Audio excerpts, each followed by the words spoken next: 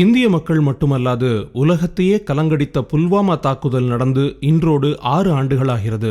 ஜம்மு ஸ்ரீநகர் தேசிய நெடுஞ்சாலையில் புல்வாமா கிராமத்தில் தங்களது வாகனத்தில் பயணித்துக் கொண்டிருந்த 40 CRPF வீரர்கள் தீவிரவாதிகளின் தற்கொலை தாக்குதலுக்கு ஆளாகி வீர மரணமடைந்தனர். நாடே கண்ணீர் சிந்திய இந்த கொடூர சம்பவத்தின் பொழுது மோடி தலைமையிலான BJP அரசாங்கத்தின் மீது இந்தியர்களுக்கு அவநம்பிக்கையும் பல்வேறு கேள்விகளும் எழுந்தது. இதைத் தொடர்ந்து எதிர்க்கட்சிகள் தங்களது கேள்விகளால் ஆளும் BJP அரசை துளைத்து எடுத்தனர். இது ஒரு புறம் இருக்க, அப்பொழுது ஜம்மு காஷ்மீர் ஆளுநராக இருந்த திரு சத்யபால் மாலிக் மோடியின் மீதும் இந்த சம்பவம் குறித்தும் கடும் விமர்சனங்களை முன்வைத்தார். மோடி ஊழலை ஒழிப்பதாக சொல்கிறார், ஆனால் அவருக்கு நெருக்கமானோர் ஊழல் செய்தால் நடவடிக்கை எடுக்க மாட்டார். CRPF வீரர்கள் பெரிய படையாக இருப்பதால் உள்துறை அமைச்சகத்திடம் விமானம் கேட்டும் வழங்கப்படவில்லை.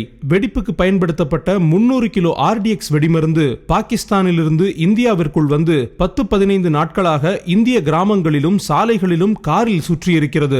அதை துப்பறியாமல் விட்டது இன்டெலிஜென்ஸின் தோல்வி, அஜித் தோவாலின் தோல்வி என விளாசி தள்ளினார். இந்த கருத்துக்களை தெரிவித்த உடனேவே வேறேதும் பேசாத வண்ணம் தந்திரமாக அமைதிப்படுத்தப்பட்டார் ஆளுநர் மாலிக். இதனைத் தொடர்ந்து இன்று இந்திய தேசிய காங்கிரஸ் கட்சி தங்களது அதிகாரப்பூர்வ சமூக வலைதள பக்கங்களின் மூலம் மோடிக்கு சில கேள்விகளை எழுப்பி வீடியோ பதிவிட்டுள்ளது. அதில் அவர்கள் 300 கிலோ RDX வெடிமருந்து எங்கிருந்து வந்தது, CRPF படையினருக்கு ஏன் மோடி அரசாங்கம் விமான வசதி அளிக்கவில்லை, CRPF கான்வாய் செல்லும் பாதையை ஏன் முன்பே சோதனை செய்யவில்லை, இந்த பூதாகர தோல்விக்கு யார் பொறுப்பேற்பது, ஏன் நரேந்திர மோடி அப்பொழுது ஆளுநராக இருந்த சத்யபால் மாலிக்கை பேசவிடாமல் வாய்ப்பூட்டு போட்டார் போன்ற முக்கிய கேள்விகளை எழுப்பி இதற்கு மோடி பதில் கூறியே ஆக வேண்டும் என குறிப்பிட்டுள்ளனர். Pulwama, February 14th, 2019. A dark day in India's history.